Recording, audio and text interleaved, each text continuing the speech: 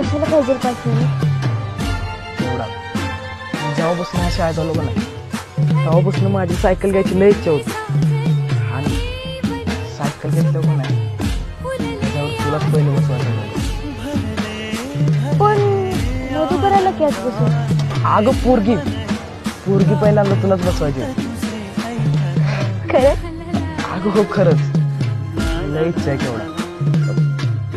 बसशील का माझ्यावर double seat बसायला आवडेल पण आलोशी